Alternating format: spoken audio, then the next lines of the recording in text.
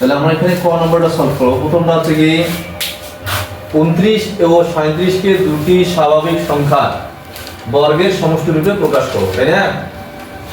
29 আর হচ্ছে সংখ্যাটি হচ্ছে 37, তাই না? আমরা এখানে এইভাবে লিখব সমাধান। কি লিখব? সমাধান 29 ও 37 কে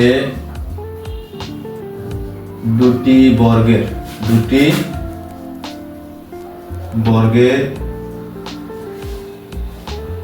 সমষ্টি রূপে প্রকাশ।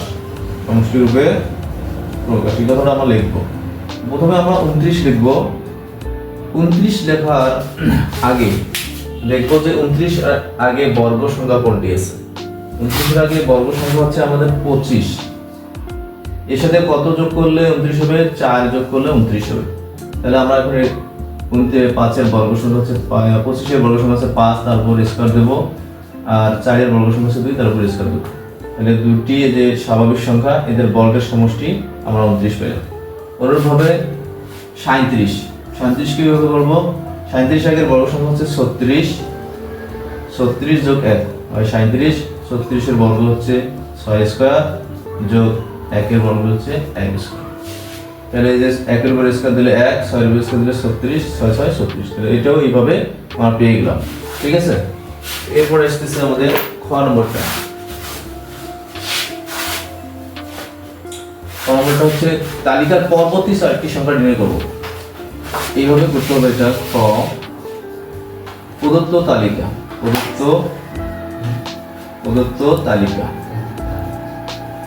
তাহলে আমরা যা আছে তাই লিখবো। 5, 13, 21, 29, 37।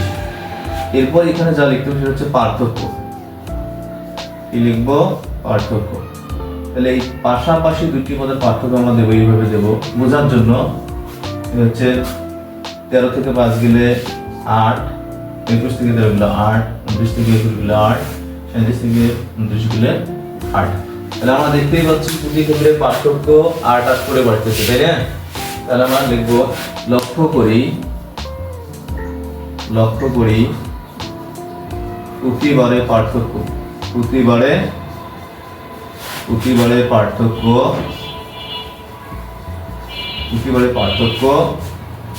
8 করে বাড়ছে। 8 করে বাড়ছে। তাহলে অতএব তালিকার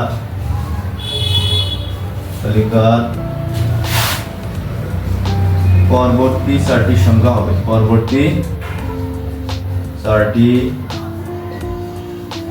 সংখ্যা হবে।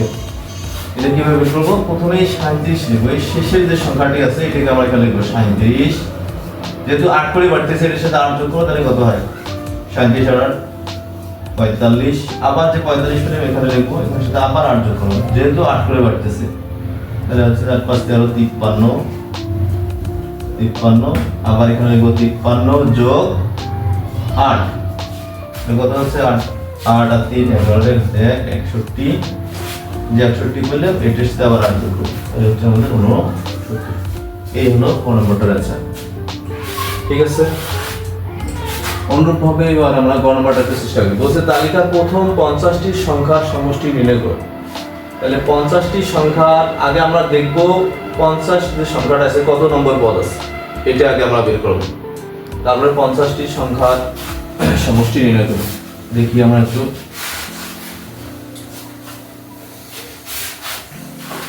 তাহলে আমরা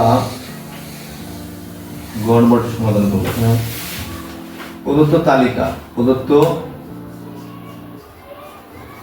প্রদত্ত তালিকা হচ্ছে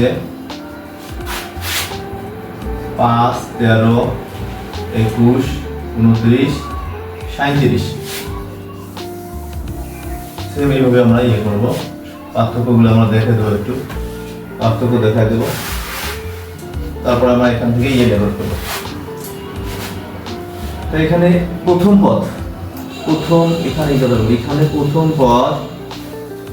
পদ হচ্ছে 5। একটু দেখি তাহলে 5 এটা কত নম্বর পদ? প্রথম পদ। আমাদের পার্থক্য কত দেওয়া আছে? প্রতি ক্ষেত্রে পার্থক্য 8। তাহলে আমরা এখানে লিখব 8 গুণন প্রথম পদের জন্য যেহেতু বের করতেছি 5টা, এজন্য আমরা প্রথম মানে কত লিখব? 1। তাহলে 8 কে 8, 8 থেকে কত বাদ দিলে এই আমরা 5 পাবো, 3 বাদ দিলে 5 পাবো। অনুরূপভাবে লিখব দ্বিতীয় পদ লিখব 13। তাহলে পার্থক্য আছে আমাদের 8, দ্বিতীয় মানে হচ্ছে 2। তাহলে এটা আমি কি করব? 2 দিয়ে গুণ দেব, 8 গুণ 16, 16 থেকে আমি 3 বাদ দেব, তাহলে এটা হলো 13। অনুরূপভাবে আমরা তৃতীয় পদ বের করব। এবার তৃতীয় পদ বের করব। দ্বিতীয় পদ হচ্ছে 21।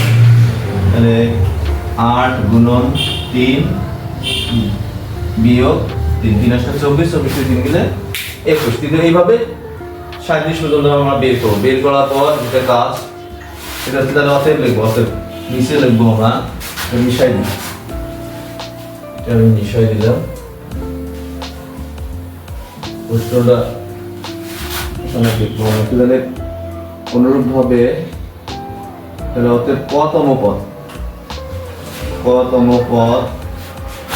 তাহলে পার্থক্য হচ্ছে আমাদের 8 গুণন ক বিয়োগ 3। তাহলে অতএব 8 ক বিয়োগ 3। এটা হচ্ছে আমাদের 50তম পদ বের করা রাশি বলে, 50তম পদ বের করা রাশি। তাহলে অতএব 50তম পদ কি হবে? 8 গুণন কয় জায়গায় কত বসাবো? 50 মাইনাস 3। তাহলে কত হচ্ছে? 5 8 40, 400, 400 থেকে 3 বাদ দাও, তাহলে হচ্ছে 397। তাহলে 50তম পদ আমরা কত পেলাম? 50তম পদ পেলাম 397। এখন যেটা কাজ 50টি পদের সমষ্টি নির্ণয় করব। 50টি পদের সমষ্টি তাহলে এই কথাটা এখানে লিখব। এখানে আবারও প্রথম পদ হচ্ছে 50, শেষ পদ 397, পদ সংখ্যা হচ্ছে 50।